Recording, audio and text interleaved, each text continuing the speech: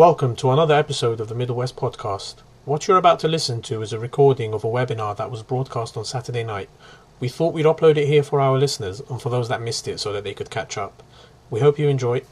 Assalamu alaikum everyone, and welcome to another monthly webinar by the Muslim Association of Britain, this time running coordination with the Youth Department, MAB Youth. Today's webinar is going to be about the recent events in France, the cartoons that have been doing the rounds in France, the response by President Macron to them, and just the recent rise in Islamophobia in France. We are joined today by three speakers: Hania Shalal, who is the president of AMF, Muslim Students of France; Lorenzo Freschi, who is a lawyer, and he works with CCIF, an organization, an NGO based in France that combats Islamophobia and that works with individuals who have been on the receiving end of hate crimes and Islamophobia, providing them counseling and support. And we are joined by Dr. Anas Al-Tikriti, the CEO of the Cordoba Foundation, which aims to bridge the gap between East and West, between the Muslim countries and Western society. We'll start off with a quick recitation from the Quran from Adam Ahmed. So if I could hand over to him and we'll get started, inshallah.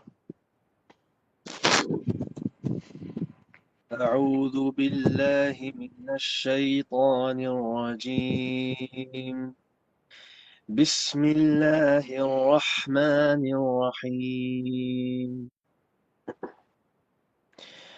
قد أفلح المؤمنون الذين هم في صلاتهم خاشعون والذين هم عن اللغو معرضون والذين هم للزكاة فاعلون والذين هم لفروجهم حافظون إلا على أزواجهم أو ما ملكت أيمانهم فإنهم غير ملومين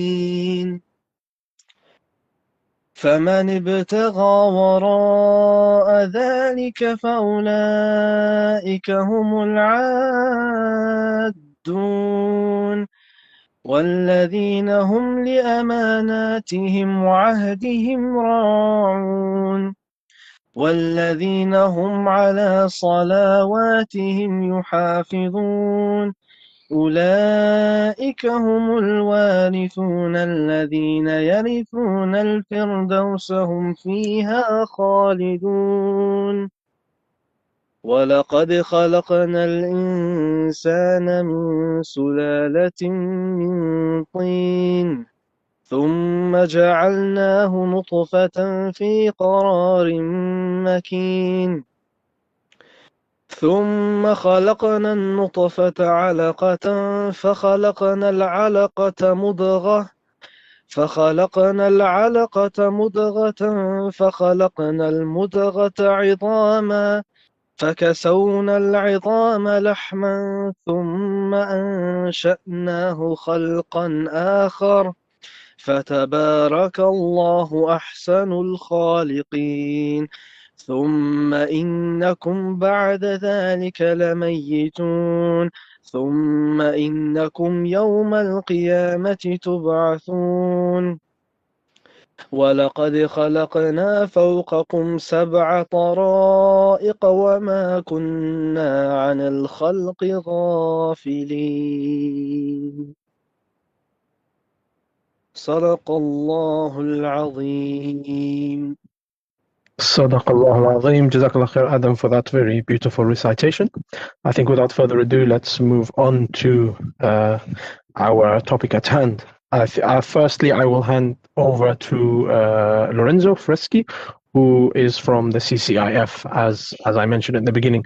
Lorenzo, if you could just start by giving us a bit of an overview as to what CCIF is doing, the sort of work you've been doing in France. How has the recent announcement by Macron to close your offices, to close the organization, how has that affected you, and how has that affected the people you serve and the people you represent? Assalamu alaikum. So basically, the NGO has been established in 2003, and our main objective is obviously to tackle Islamophobia and to offer some juridical counseling to Muslims who suffered from Islamophobic discrimination or Islamophobic violence. And so we're doing this job since 2003. And every year we publish a report with the total amount of discriminations that we have encountered during the year. And yes, the Minister of the Interior announced that he would propose our dissolution. We're still waiting for any judicial procedure to start. We haven't received any notification or anything that established our dissolution yet. We decided to internationalize our actions, so I do not have the possibility to tell you how and when yet, but we will try to survive despite these attacks, that political attack. And now on, it has been quite a stressful time, obviously, but we have received strong support from the Muslim community in France, but not only in France, and not only from the Muslim community, alhamdulillah. And but we're still waiting for the next move from the French government. Okay, Jazakallah khair for that. And I mean, it seems like it's a pretty heavy-handed approach by the French government. I mean, if we go back to Islamophobia, which is that sort of the bread and butter of what you do, it's the work you do. How is it discussed in French society? Is it an institutional problem, or is it more a societal problem between neighbors, between friends, between colleagues at work? Or would you say it's an actual institutional problem embedded within the French state and the French institutions? Both answers are right. It's a structural, it's a systemic issue. Of course, institutions are deeply Islamophobic. It's just a fact.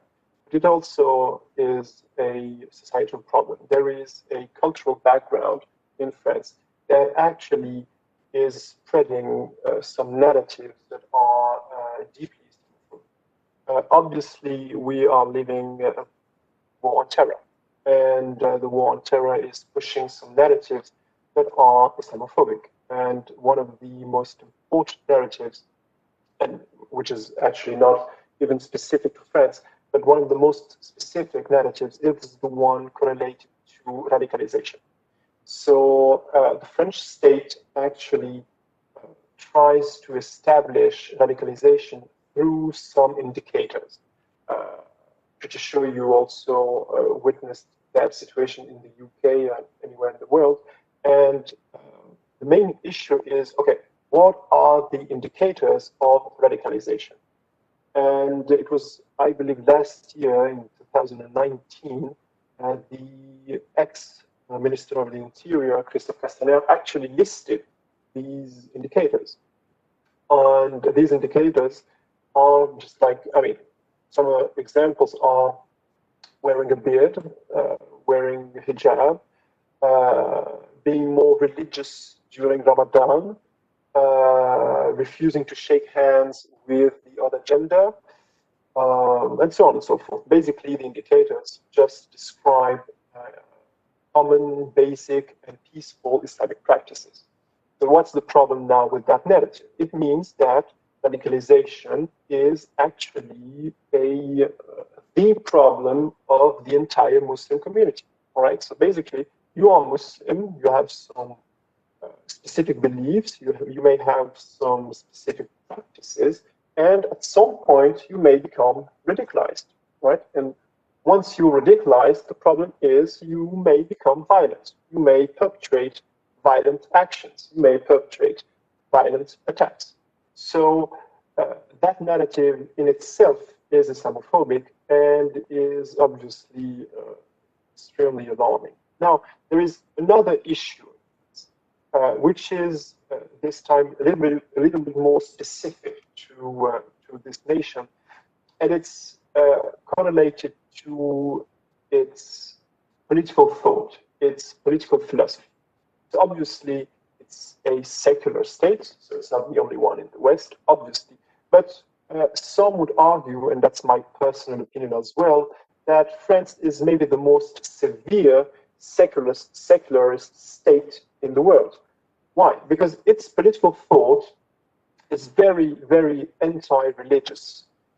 What do I mean by that? Laïcité, which is translated, and it's not even a good translation, but it's translated in English by the word secularism, actually as a societal political objective, which is to erase or at the very least restrain any religious influence on society.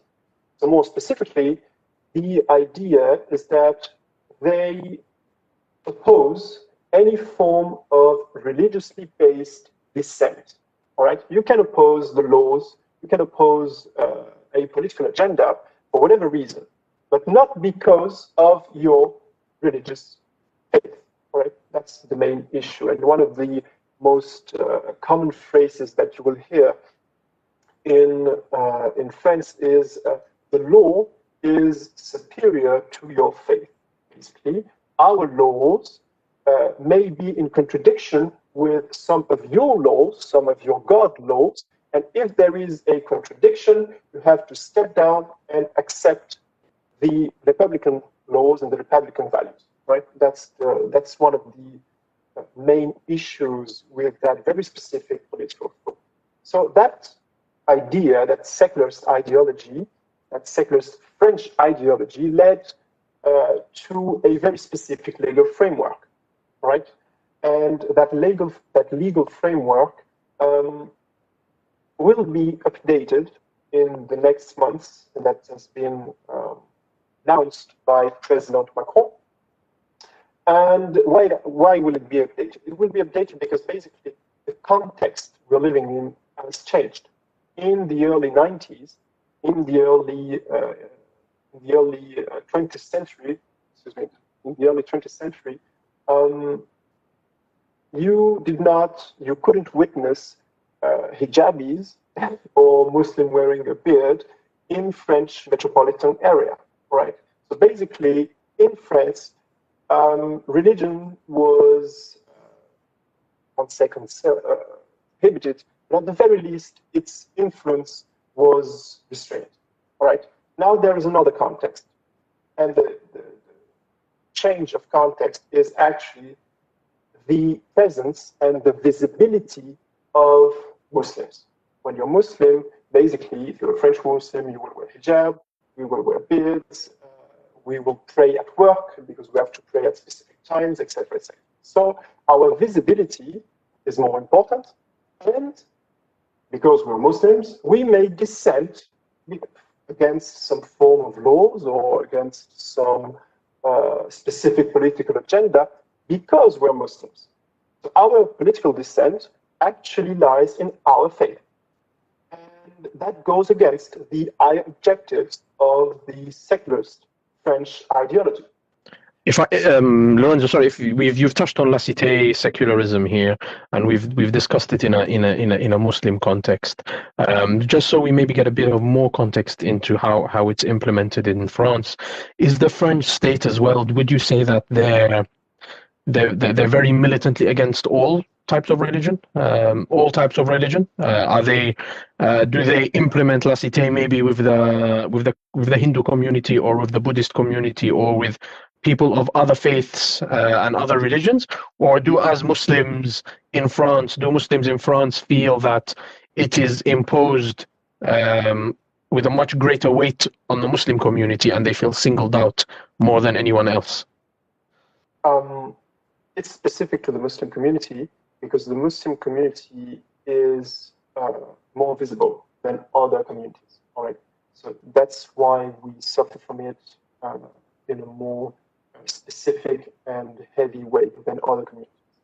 But obviously, the legal framework respects the principle of equality and non-discrimination. So obviously, laïcité is imposed on everybody, but we feel we are specifically targeted because of the war on terror narrative.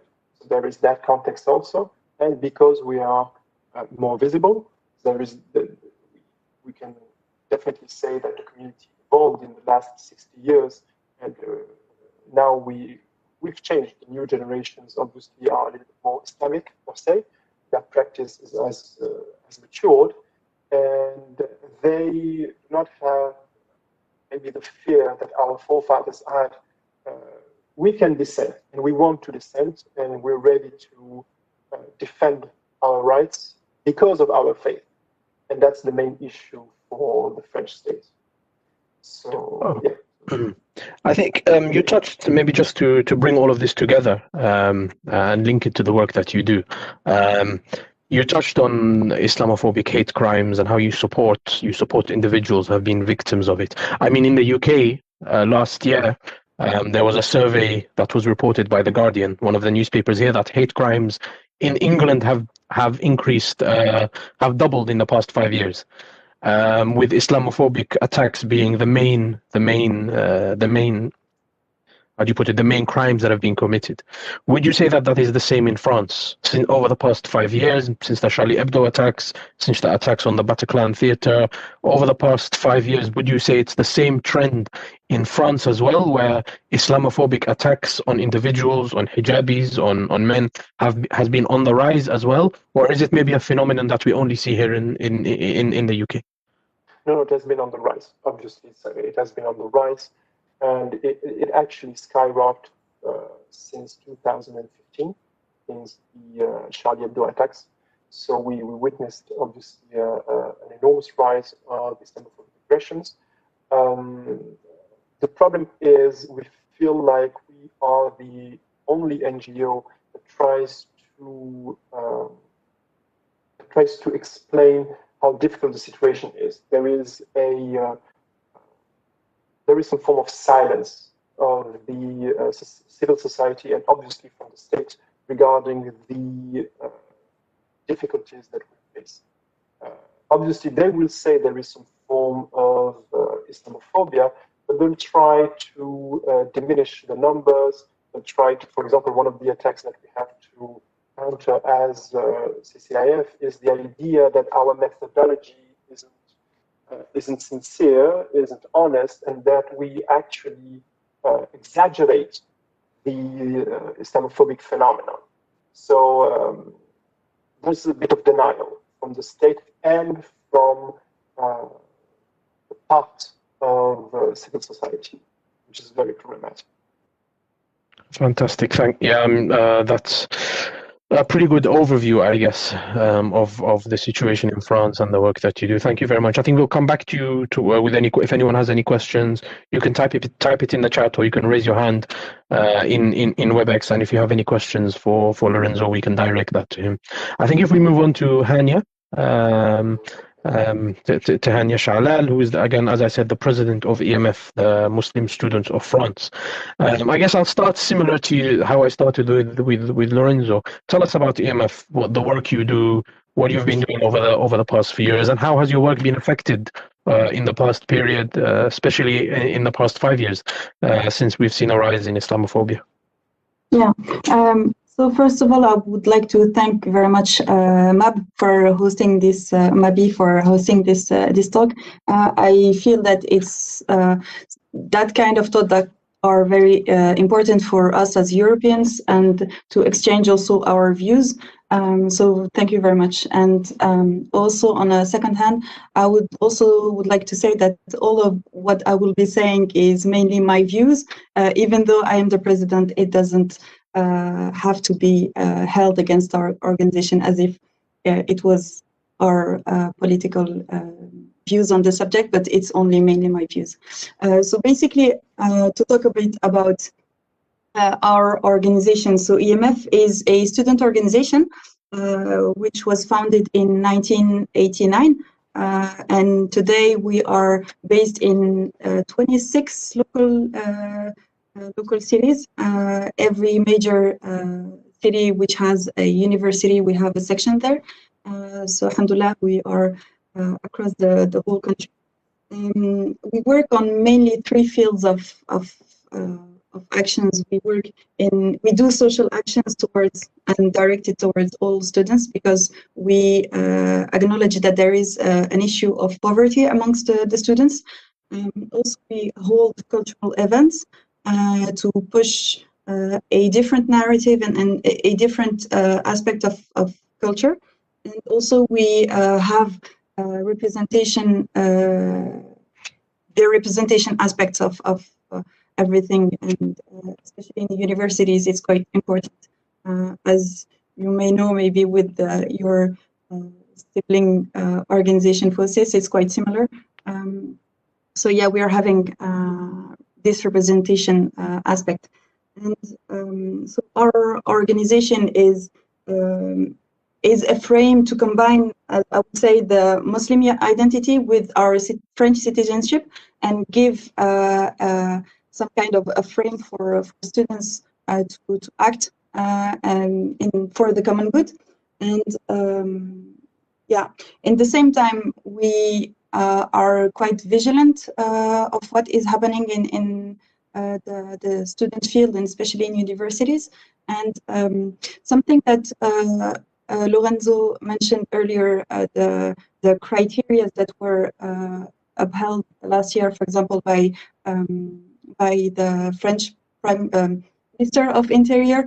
We also had some kind of a survey that was passed in some universities, in some French universities, and was targeting also Muslim students for their visibility. So this is something we witnessed, we fought, and yeah, this the Islamophobia aspect of the last 5 years have been also affecting us, and yeah, we have witnessed that, quite, I would say, like every Muslim organization in France. Okay, I mean that's interesting. It seems to be like how do you put it? A coordinated pressure on Muslim organizations. I think I'll touch maybe on the student aspect and the sort of the young Muslim aspect in France.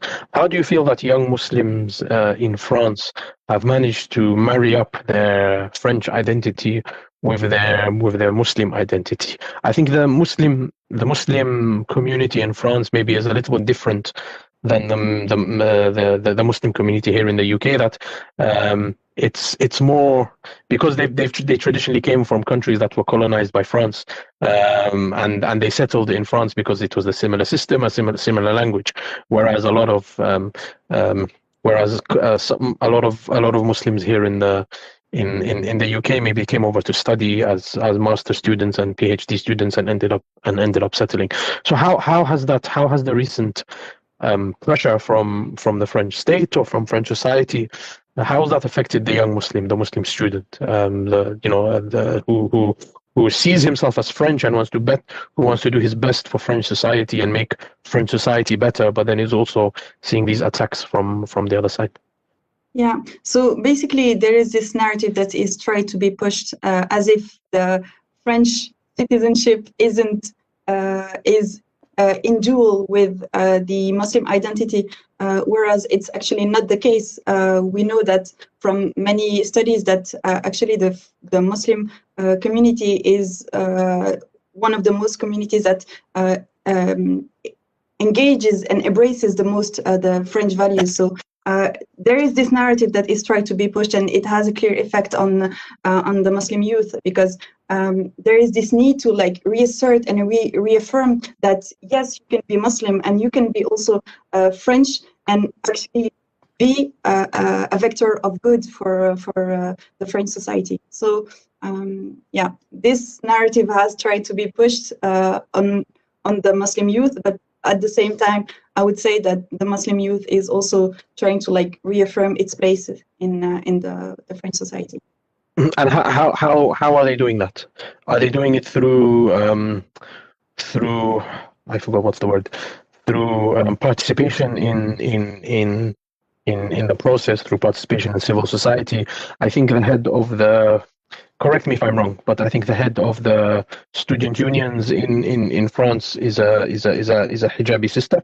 And recently we saw the clip that went viral on social media where she sat with some politicians or with some parliamentarians, and they all got up and they left the room. So how does that affect sort of the psyche of the young Muslim or the young Muslim student when they see arguably, a Muslim sister or a Muslim who has reached a very good position within French civil society, but then is being shunned by the decision makers? Does that drive people away from participation, or does it reaffirm that they want to participate and continue? I mean, of course, the whole controversies about Mariam Pouchtou and her appearance as she's not the president, she's the vice president, but still she has a quite high position in the student union. So those controversies obviously could be scaring a bit the French Muslim, but we also are witnessing that it actually fuels the willingness to engage more and to act more and to just do good for the society. Like it could be in many different ways. We have like how can I say that? Yeah, there is a multiplicity of organization that works on the student, on the social field, that work for insertion in the work areas. There are a multiplicity of actions that are held by the Muslim youth, and I think there is a myth that needs to be broken about the participation of the Muslim youth. And I would say that because there is some kind of a pressure to put them aside, they are actually more active and more engaging in the society. So I wouldn't have like one specific area. There are a lot of actions that are done. It could be voting, it could be engaging in political parties, it could be just doing social actions like feeding the homeless. It could be there is a lot of actions that are done. And I think we've spoken a lot about the sort of the negativity that we see in French society, the attacks that Muslims are under. But have you, with your experience with EMF and with your engagement with other organizations, are there any allies out there within French society? Are there any people who are willing to help, or are they either, they believe in this laicité principle and they say, no, you're a religious organization, we're not going to come near you? Or do they feel maybe that if they associate with you, they'll be guilty by association? How has that impacted organizations such as EMF who want to build alliances across the political spectrum? Yeah, alhamdulillah, I would say that our grassroots work is quite effective, and all the things that we actually do on the grassroots level gives us the legitimacy to talk with other organizations. So it's quite, in our case, it's quite good. But obviously, the French are not like blind. They see that talking about Muslims all the time on TV is some kind of a scarecrow to divert them from the actual issues of the French society. So we have our partnerships, we have organization we work with, and we just need to communicate more and establish confidence between us and keep the work that we are doing actually in the grassroots level. And No. So sorry to cut you off there. I think just to bring it all together, you spoke about your grassroots work. You spoke about the building alliances. What would you say the next steps are for French Muslims as a young French woman, as the next generation of the next generation of French Muslims? What do you think is the next steps? I would say there are many steps ahead, short term, mid term, and long term. But I would say that on the short term would be to stay very attentive of our rights, and establish links with other partners in the French society, but also outside. So this is why I actually value those talks with Mabi or other organizations, students or youth Muslim organizations across Europe, because it's very important that we have those links to like exchange of what we are experiencing. So and also what is happening in our countries. Like, we know, for example, that what we are experiencing today in France, tomorrow could be happening in the UK. Or I've been following also very closely what happened in Austria, and I know that maybe the Muslim youth, maybe there will be experiencing a lot of struggles. So yeah, stay attentive of their rights. Know your rights, know how to fight for your rights, and yeah, just invest and keep the good work, and invest all of the levels that could be invested in the French society. Thank you, Hania. I think that's an sort of an apt note to end on, sort of a call to action for everyone listening. I think just to remind our listeners, if you do have any questions, do please type them in the chat, or do please raise your hands using the hand raise function available through WebEx, and inshallah we'll come to you and we'll ask your questions. I think if we go now to Dr. Anas, I think Hania touched on a very important topic as she concluded, which I think maybe a good point to start with us. Do you see, I mean, we see what's happened in Austria. We see what's happened all across Europe, frankly, for the past 5 years. And we see, I think Austria sort of is the first country, correct me if I'm wrong, but the first country to come out and openly say, we are criminalizing political Islam, whatever definition of political Islam is. I guess maybe, do you see what's happening on Austria as a beginning of sort of a domino effect that might go through all of Europe, or do you think Austria is an outlier? To this problem. Firstly, assalamu alaikum everyone, and I'd like to also repeat the thanks and gratitude to MAB Youth for organizing this webinar. I enjoyed the presentations by both Hania and Lorenzo, and I learned a lot, and I look forward to the discussion that will also happen with the attendees today. No, Austria isn't an anomaly in this, and I'd like to mention that this domino effect that you mentioned actually started a while ago. It's just now been peaked in a way, but it's actually started a while ago.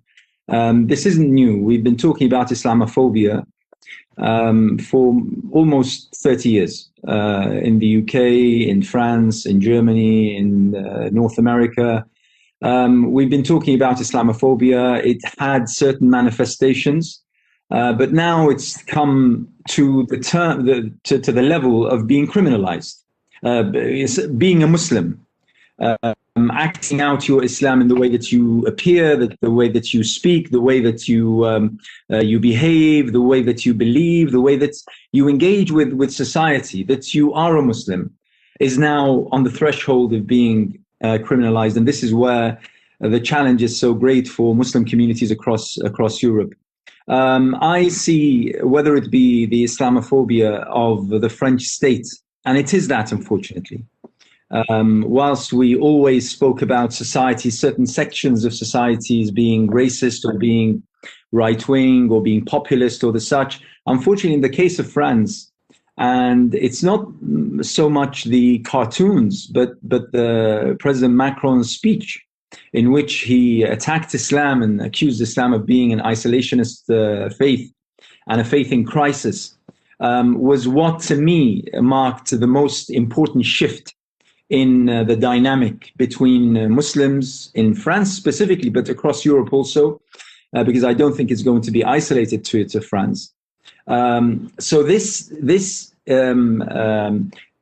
state-sponsored Islamophobia now that we're seeing in France, which could also emerge in neighboring countries, as well as the speech by Sebastian Kurz, the Austrian Chancellor, last week, in which he essentially criminalized and attacked what he called political Islam.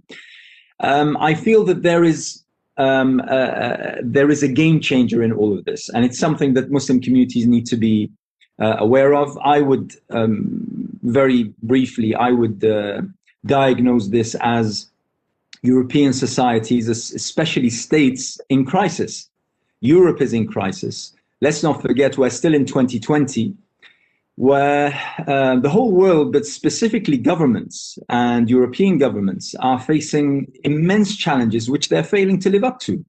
Let's not forget that besides the corona pandemic, which has taken everyone by storm, which has created an economic crisis, the likes of which we might never see in our lifetimes, hundreds of thousands, possibly millions out of work for the next foreseeable future, industries and businesses going out of work and declaring bankruptcy, as well as the health systems being overwhelmed in countries that are supposed to be the very peak and pinnacle of human advancements in technology and health and communication and research and all of this, is something which falls down. The responsibility falls down at the at the doorsteps of governments.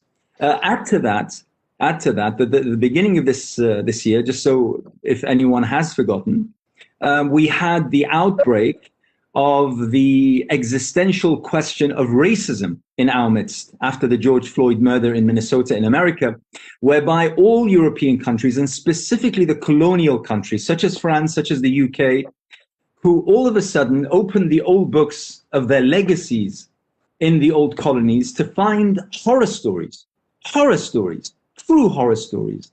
You know, the killings of millions, the stealing and the looting and the pillaging of entire countries and entire societies, leaving them in ruins. Where in France, you have museums that proudly display human skulls, thousands of human skulls, as trophies of that past legacy. These states all of a sudden found themselves trapped between an inquisitive society that demands to know exactly what values do we stand for. Is it true that we stand by democracy? Is it true that we stand by human rights? Is it true that we stand by freedoms, when this is where we emerge from, when slavery and killing and looting and raping and dehumanizing millions upon millions because of the way that they look or the way that they believe or the way that they worship? Is this where we came from? Where do we stand in respect to equality, real equality, when it comes to someone who wishes to, to practice their religion, to practice their faith, to a woman choosing to either put on a headscarf or not, or a man wishing to grow a beard or not? Something as redundant, as minor as this, all of a sudden becoming a political inquisition, is something which I feel puts Europe and European societies as a whole in a very, very difficult position, and that is their response. I think it's pretty interesting. Like you said, that it isn't a domino effect. It's something that's been going on for the past 30 years. As Muslims in the West, in Europe, it is very worrying. I mean, I look at the news and for lack of a better term, it seems like an all-out war, an all-out battle against Muslims, Islam and Muslims and Muslims who want to be active in society. I think they're trying to promote this idea of between quotation marks, a good Muslim who sits at home, who prays, who goes to the mosque, and that's it. His Islam is solely the spiritual aspect of Islam.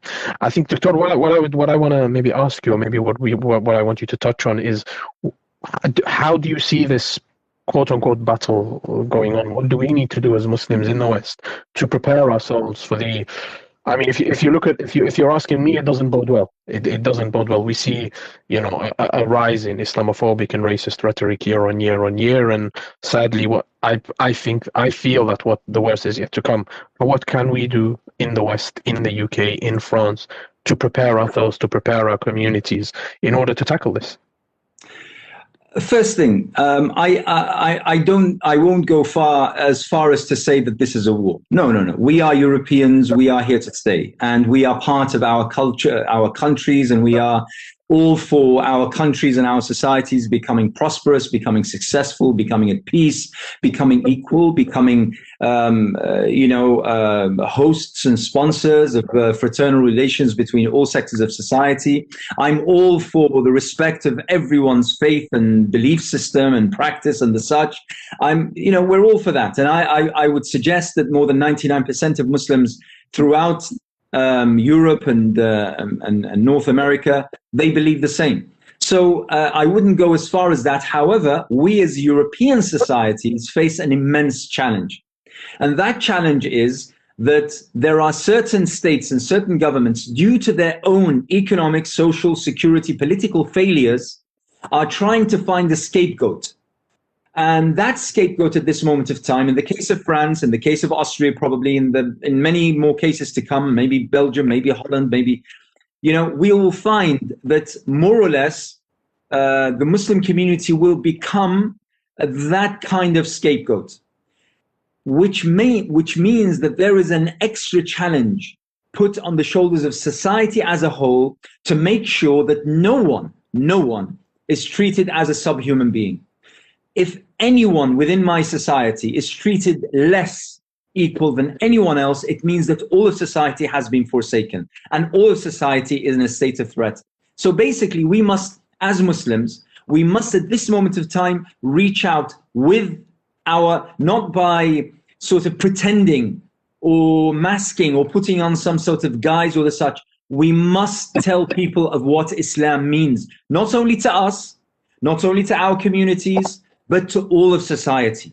What Islam brings to all of society. We're not on some sort of quest to have everyone join Islam. That is not our business. We are on a quest to make our societies better, more equal, more fair, more just. That is our quest. We need now to speak about the values of Islam that make life better, that make the world more safe, that make our economies more prosperous, more successful, that make our workforce more effective and more productive. That is what we need to speak about. So the challenge is on everyone. And by the way, one of the issues of Islamophobia, and this is something I've been saying for years and something that when we train youth leaders, we mention this, that the rise of Islamophobia, and there is, no one can deny that, and everyone has spoken about that. The rise of Islamophobia poses a challenge not for Muslims. It poses a challenge for all of society. I am often bewildered by a question that is almost in every single interview asked of me, whether I'm on the BBC, on CNN, on Al Jazeera, in Arabic, in English, I'm asked this question. What should Muslims do in order to solve the problem of Islamophobia? And I say to people, that is a wrong question to ask. You never ask the victim about what they should have done differently to avert the crime being perpetrated against them. You don't ask a victim of rape why he or she got raped and what should they do differently next time around.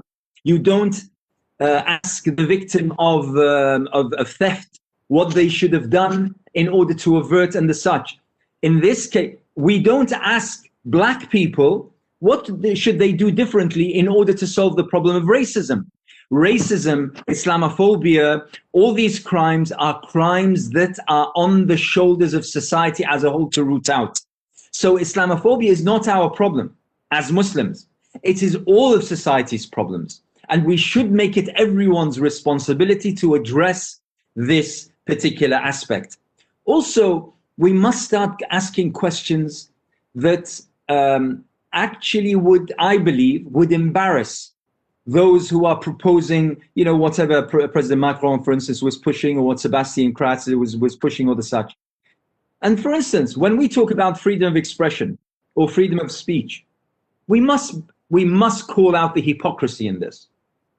There is no infinite freedom anywhere in the world. In fact, in France itself, did not the world witness President Macron himself telling off a French journalist just about 3 months ago after the Beirut explosion, when one of the French journalists wrote a news piece about President Macron meeting with Hezbollah, when President Macron came up to him in front of the world's cameras and shouted at him and told him off for writing that piece and told him that he was threatening French interests.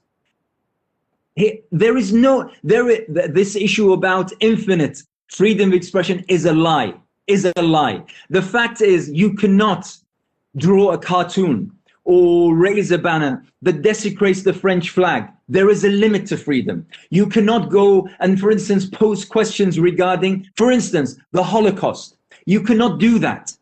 So to claim that by insulting, deliberately provoking Muslims, by insulting one of their most sacred icons, is somehow the epitome of French freedoms and liberty is small, is making France so small, is making the French nation so small, and with all due respect to all French people, so pathetic. And they should stand up to their president and say, freedom and liberty are sacred and sanctified, but to assume that freedom makes it compulsory to provoke and to stir hate and division and to make one of our largest faith communities in France feel afraid and feel scared and feel dehumanized is far from liberty and far from freedom. Jazakallah khair, Doctor. That's a very, very powerful thing to hear. One thing that you said, and I think you sort of touched on it towards the end by saying it's not the responsibility of the victim to come up with solutions. But I think you also said that we have to try and show the true values of Islam. We have to show them what Islam is all about. And as Muslims, I believe we do that anyway through our actions. You know, the best form of da'wah we do is how we deal with people, by being polite, by being humane. But then can we not sort of make that, extrapolate the same conclusions that you made by saying it's not the victim's responsibility? Is it our responsibility to we need to show them what Islam's all about. We need to show them that Islam is peaceful or whatever it is. But is it not the other side's responsibility also to educate themselves? The two are not. They're mutually exclusive. Meaning that the responsibility of showing Islam for what it really is, and we need to do that more, and we need to do that better. That's something that we do regardless of whether Islamophobia is around or not. When Islamophobia and racism against Muslims is at a height, then we maybe do things a little bit differently. However, this case of either call it making da'wah, introducing Islam in a way that is befitting of society and befitting is something that we do regardless of the case of Islamophobia. Islamophobia is a problem that society needs to deal with, including ourselves, by the way, including ourselves. We are also part of that society that wishes to rid ourselves from the evils of discrimination, prejudice, hate, division, of treating anyone with any less kind of rights or humanity or the such. Just one thing that you reminded me of, Mustafa, and that is the case of political Islam. And this is something which I feel is going to be the next phase in this whole discussion. You see, there are certain countries, including the United Kingdom, they will look at France and they will say, no, France is too much. That's many people even wrote about the extreme format of secularism that France is exerting. That France itself, in its own way, is demonstrating traits of extremism in its implication of secularism. So that's absolutely fine, and we welcome those kinds of comments, but we don't want that to shift to targeting the Muslim community in a different way. Listen, whether we like it or not, the fact is that Muslims, for a variety of reasons, have risen in numbers, probably more than any other faith community throughout Europe and the Western world. We are, as both Lorenzo and Hania both said, we are very visible. Muslims by nature, by faith and religion, we enter into all spheres of life. You know, you have half of the French national team that won the World Cup are Muslims. Yeah, we have actors who are Muslims. We have artists who are Muslims, and we have politicians, and we have economists and bankers and the such who are also Muslims. So Muslims are everywhere, and they are very, very visible. And that apparently has provoked certain pockets of society, which always exist, that are now angered or afraid of the fact that society might be changing from the good old days when they remember society being a particular color, a particular trend, or the such. Issue of political Islam is very, very simple. And I would like to address all of European governments as well as all of European nations. Regardless of what the Austrian Chancellor means, and I would bet, if I was allowed to bet in Islam, I would bet that the Austrian Chancellor does not understand what political Islam is. Or if he tried to define what he meant, I almost guarantee that we wouldn't agree. So it's a term that is a new thing within the narrative and rhetoric that will be used in order to demean Muslims and make them some sort of, some bogeyman, some sort of demon within our midst in Europe. The very simple matter is, political Islam is a manifestation of Islam that calls on every single Muslim to be an active, constructive, positive part of society. That is essentially what my definition of political Islam is. Political Islam is the Islam that calls on everyone to be their best as Muslims, which will lead to them being their best as citizens. This tying between religiosity and extremism is false, and false by every single study and research made by every single European and Western think tank. People who are more religious are further away from extremism. People who go to their mosque do not join Daesh. People who read the Quran and understand Quran at the hands of true Muslims and leaders, they do not understand that they should carry guns and knives and go killing people. True Muslims, religious Muslims, non-criminal Muslims, Muslims who do not join gangs of drugs and crime and theft and the such, understand that their mission in life is to be constructive, to care for life, to care for others, just like they care for themselves and their own children. Political Islam is a force of good for all of Europe and the Western world. If you want to rid of political Islam, unfortunately, the only alternative is going to be the extreme form of Islam, which a very minute minority believe in. So you're, unfortunately, and this is to the Austrian Chancellor, you're waging a war on the force of good within Islam that would make Austria and all of Europe much, much better, much, much stronger, much, much safer, and much more progressive, much more prosperous, much more successful. The alternative is terrorizing for all of us. Jazakallah khair, Doctor. I think if we were to sit here and open the sort of can of worms of what political Islam is and what does it mean and what's the definition, we might be here for a very, very long time. But it's a very good overview, and Jazakallah khair for bringing it up. I think I want to just take it back maybe to Lorenzo and Hania, and something that slipped my mind when we were talking with you, the boycott of French products that we're seeing across the Muslim world, and to some extent in the West by individual Muslim consumers. Has that had an effect on French society? Is it spoken about? What has the reaction been domestically in France? I think I'll go to Hania first, and then maybe to Lorenzo. I mean, in general, I'm not teaching that to anyone. Boycott is a powerful, non-violent tool, and if it's used properly and massively, it can achieve a permanent change. And obviously, the effects of the boycott, or at least the spread of the will to boycott French products across the world, was a bit worrying, I would say, from the French perspective, because as you may know, French, we rely a lot on our soft power and the influence that we might have on the rest of the world.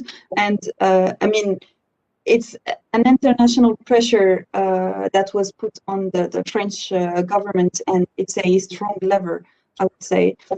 So yeah, of course it had an effect, and also the fact that we saw that Macron went to Al Jazeera Arabic, and especially not Al Jazeera English, but Al Jazeera Arabic, shows that he and his administration care a lot about what is said about France, and it was some kind of an attempt to calm the situation. So yeah, it definitely had an effect. But also, on my personal view, I enjoyed the fact that we saw that the Muslim community across the world showed some solidarity. But I mean, the boycott, in my opinion, should be used on different situations, and could be more useful also for other situations. So yeah. Sorry, I muted myself. Lorenzo? Yes, as Anya said perfectly, it had a huge impact because Macron went a few days, a few weeks after to Al Jazeera Arabic in order to try to, better the French reputation. He lied quite a bit, and of course, nothing new, but he managed maybe successfully to change the narrative regarding the cartoons, the blasphemy, and the state of Islamophobia in France.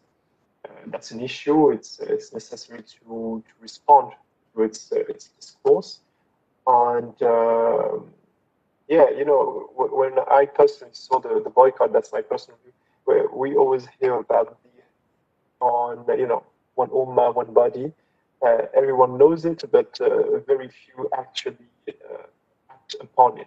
And when I saw it, I was reminded of that teaching, and it was spiritually it was good to see it. I think also for those people participating in the boycott, I think it was to them, maybe this is the least we can do to help our brothers and sisters in France. I think we'll move on to the Q&A session. Again, to our listeners, to the people in the event on WebEx, you can raise your hand to ask a question, or you can type it in the Q&A chat function. To those watching on Facebook, because I know we're streaming live on Facebook, if you can type your questions in the comment section, and we'll have a look at them and ask them to our guests. I think we have one question here from one of the listeners saying, is the future of active Muslims in Europe at risk? I think I'll start with maybe with Lorenzo here, as someone who's an activist, who's a lawyer, who's participating in that. Do you think our future of active Muslims, of activist Muslims, is at risk in Europe? In France, I believe it's at risk. Obviously, CIF, my NGO, is facing the threat of a dissolution, but Radicalization, which was a humanitarian NGO, was dissolved. Right? So it's actually currently happening. You can be a Muslim engaging not even in a political form of activism, but engaged in humanitarian actions, and you can face some false accusations, and you can face some juridical decisions. So it's currently happening in France. I'm not strictly aware of the European situation, but in France, yes, the near future is in jeopardy. And the main difficulty is that we are facing a form of character assassination.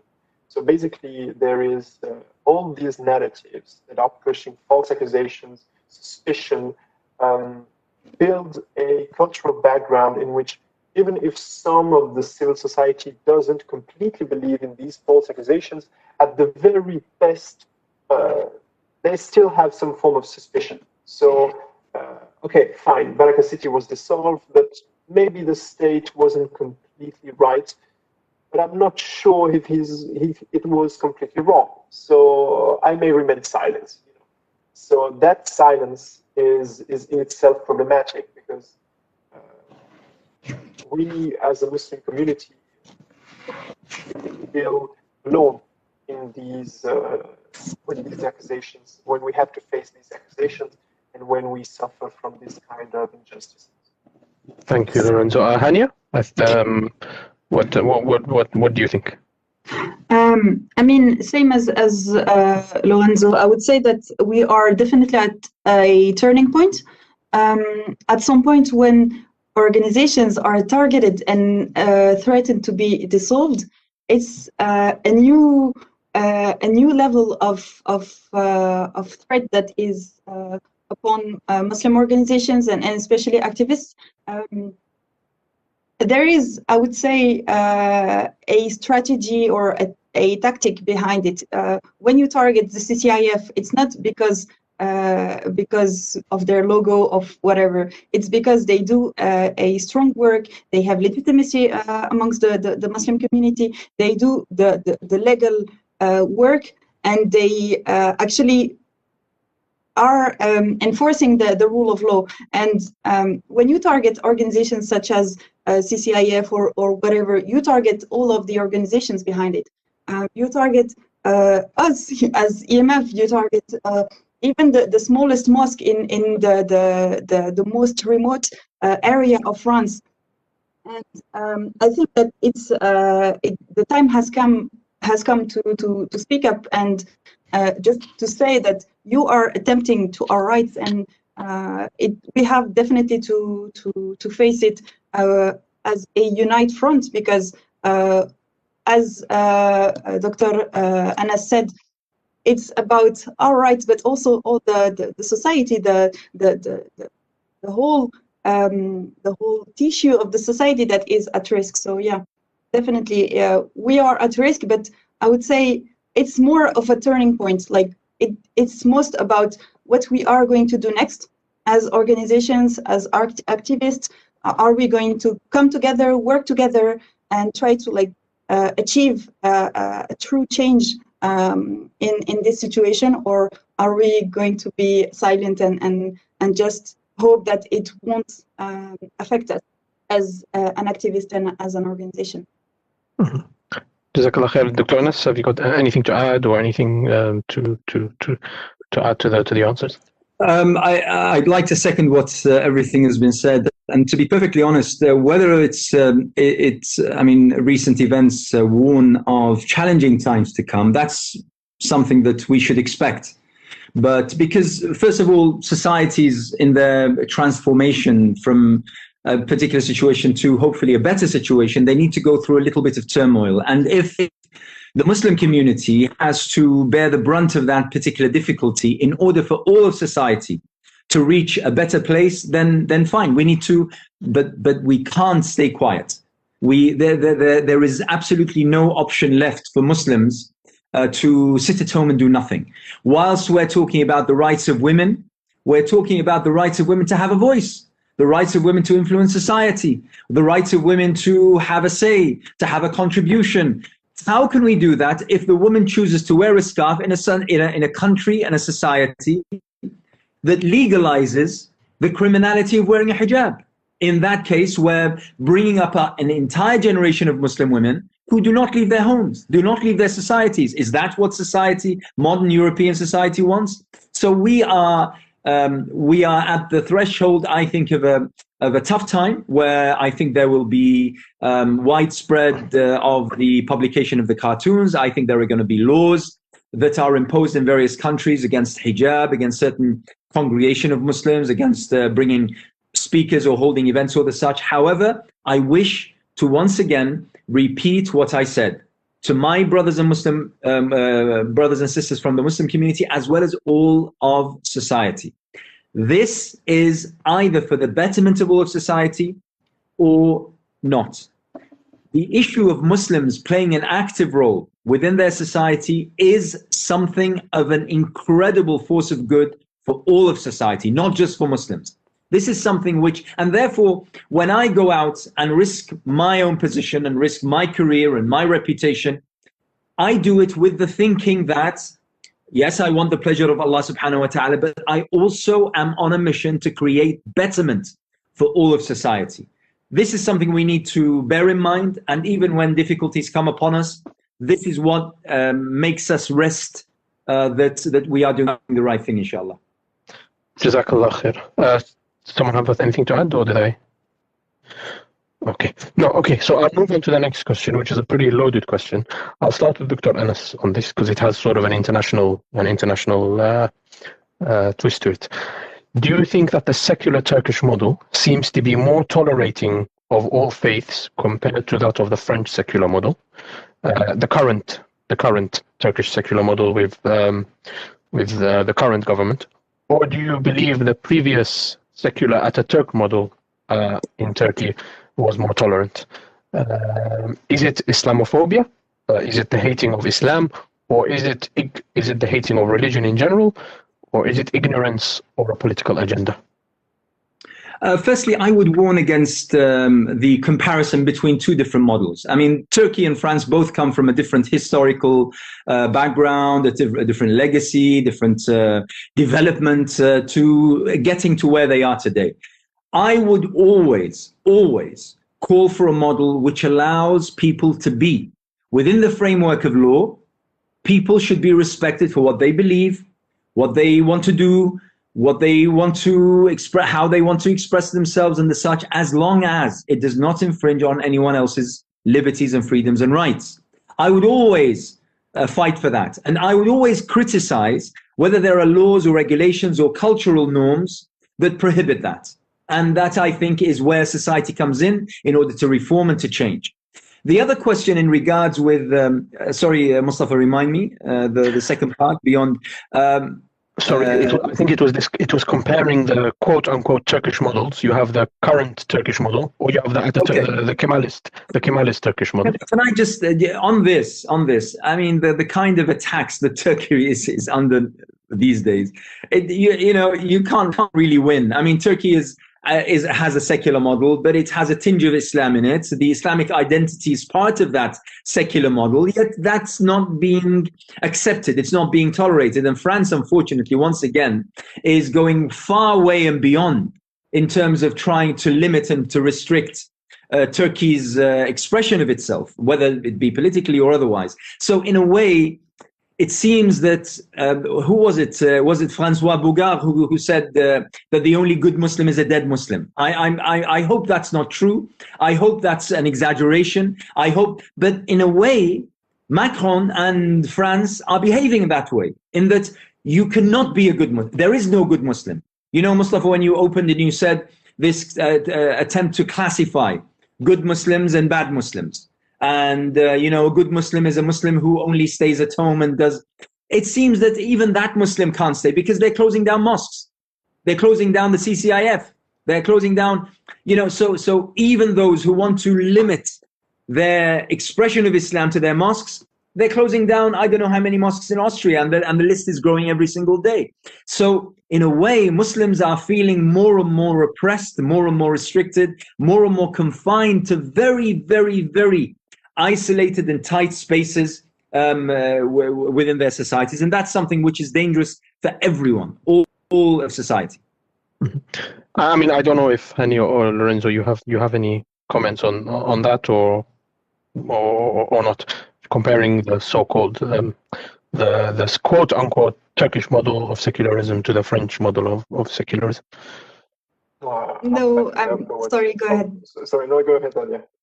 I was about to say that I'm not fully aware of the differences between the two, but I know that for history, so the previous Turkish model, and I know that Mustafa Kemal based a lot of his views about secularism, about the French secularism. So I know that there are links, but I wouldn't step and say that there is some more. Can I just add one point, which is I think is important, and forgive me, Lorenzo, if I'm taking your But it's very important also in our study or our investigation into various models of secularism to look into the historical background that brought us to where we are today.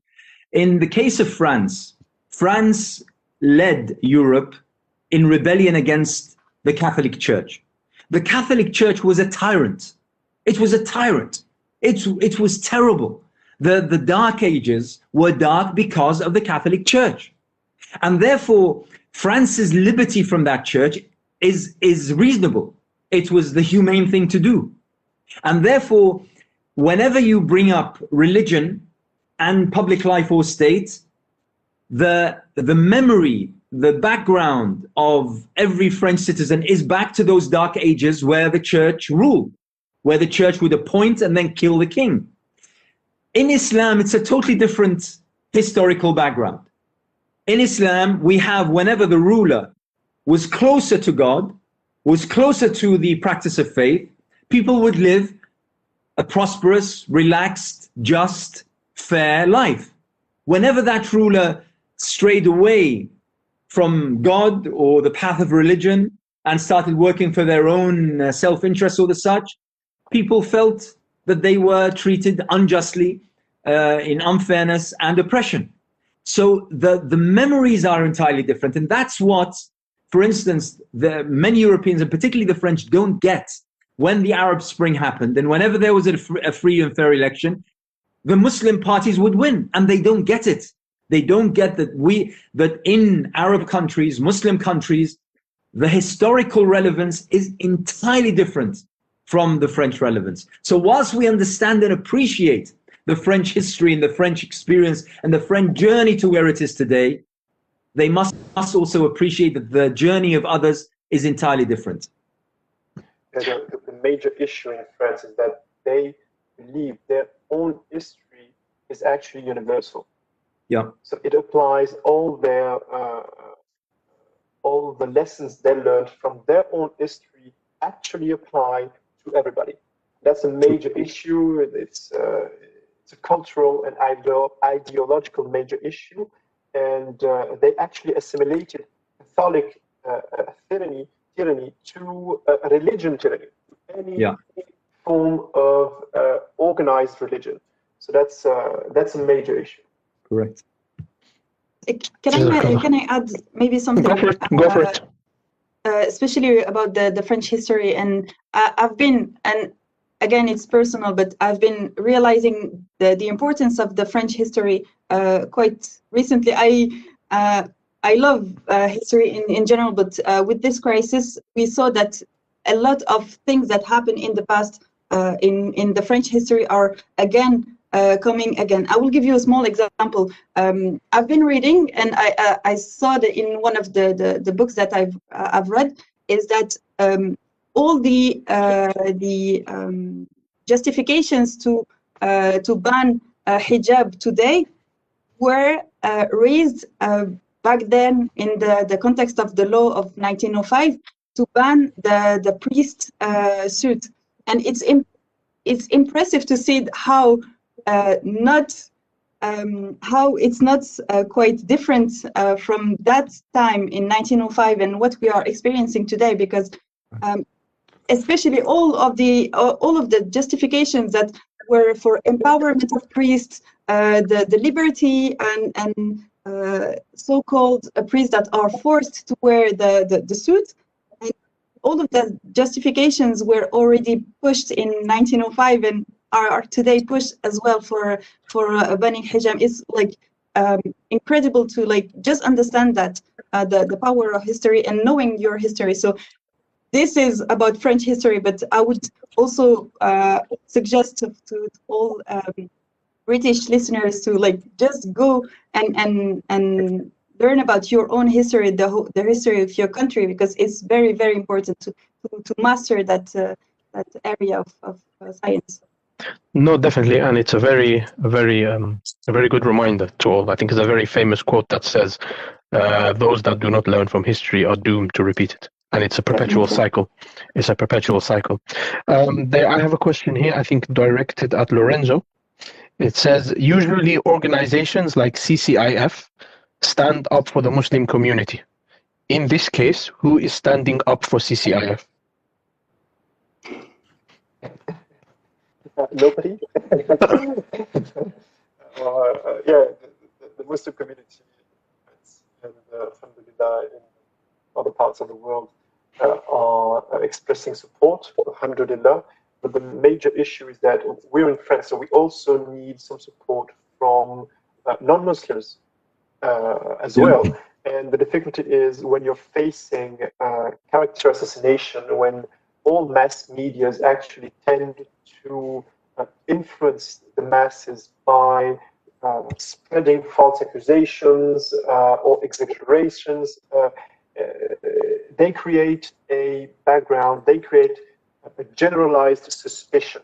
So it's very difficult to find some form of alliances or some forms of support when people actually look at us and they say, well, the state may be exaggerating, maybe he's lying, but maybe some of it is true. And if it's true, then I prefer not to support you. At the very least, I prefer not to support you publicly.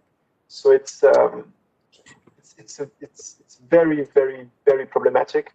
And it's the struggle is not just a legal struggle. It's not just a political struggle. It's also a cultural struggle. We need people to understand and to be more aware of the strategies that are used by the state. And France has a long history and a bad history with its own minorities. I'll just give you that legal fact. Most of Western countries legally recognize minorities, right? France doesn't. France doesn't recognize legally, constitutionally, that minorities exist in France. France recognizes that minorities exist in other countries, but not in France, which is legally and politically extremely problematic, because once you recognize minorities, at the very least, you recognize their own rights. And that's not the framework in France. So we have a long way to go. Alhamdulillah. I think maybe a question just to bring everything together and wrap it up and maybe give our listeners something to take away with and a sort of a call to action. And I think it comes off the back of the point that Dr. Anas, you said that it shouldn't be down to the victim to come up with the solution. But let's not see ourselves as victims. Let's see ourselves as active members of society. Let's for all intents and purposes for this question, let's pretend we're not Muslims and we are active members of society. What would you say are the actions that we need to take to facilitate the push to get wider society to take action? How do we, as British citizens or as French citizens, whatever your religion, whatever your belief is, what action can you take to better society in this aspect, to get rid of racism, to get rid of Islamophobia, to get rid of anti-Semitism, to get rid of all forms of discrimination? What can we do as individuals? I think I'll start with Hania. Raise awareness. I would say that at the very least, like it's the basic thing that we shall do is raise awareness around us, build bridges with other parts of the society, and make allies. And the more we will be denouncing what is happening, the Islamophobic acts and the Islamophobic general atmosphere, the more effective our actions will be. And we have seen it, I mean, from my perspective, we have seen it quite recently. We saw that many non-Muslim organizations have been showing support, and it's because they have been made aware that it's an important issue and it's actually putting in jeopardy all the French society. Okay, Lorenzo?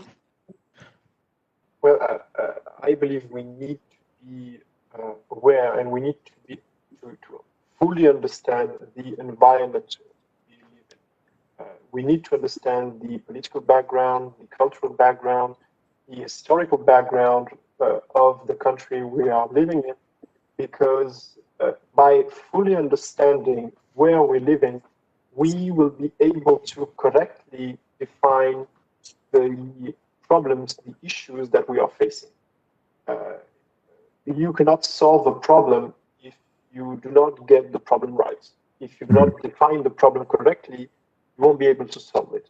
So even if we discover tough realities, Dr. Al-Tikriti spoke about the colonial past, of course, but there are many other issues. We need to fully address these issues. Once we can do it, once we will be able to do it, we'll be able to define all the problems that we are facing, and once we do that, we'll be able to find the true solutions.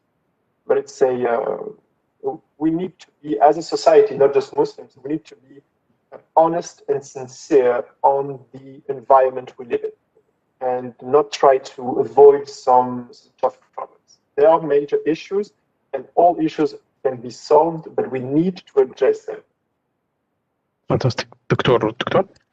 I couldn't have said it better, to be honest. I think that understanding our realities is extremely important. I think that we tend to live in bubbles and to isolate ourselves from our next door neighbors, from our communities, from our society.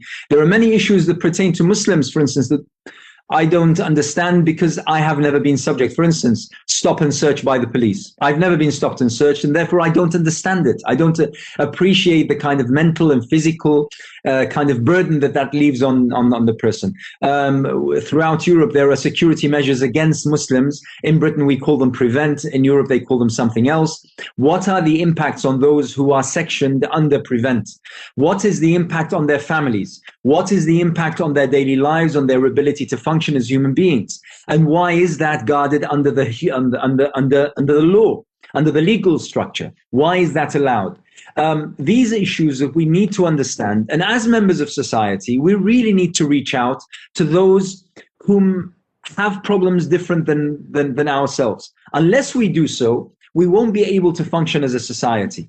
The fact is, Hania said at the very, very beginning, she said something very important, that there are countries and governments that give the impression that the biggest problem they have right now is extremism and terrorism. When actually, when you find the problems that every European citizen faces on a daily level, you find that terrorism and extremism is way, way down the list. People are suffering from poverty. People are suffering from unemployment. People are suffering from mental illnesses. People are suffering from lack of services.